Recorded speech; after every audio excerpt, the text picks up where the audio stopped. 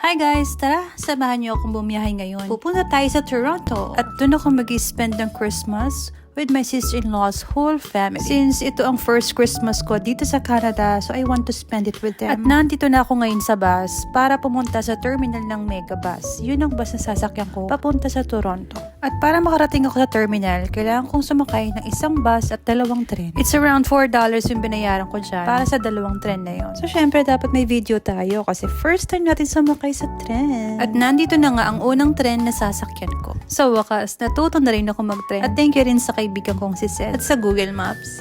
At sa cellphone ko hindi pa lobat.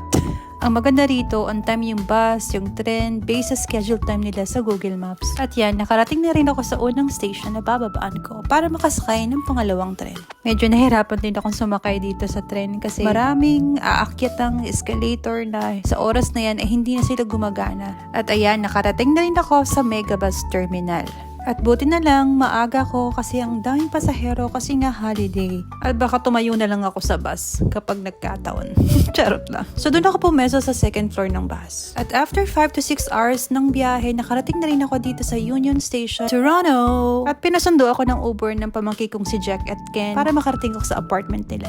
Sinalubong na nga ako ni Z at Tofu. And that's it for the day guys. Till my next video.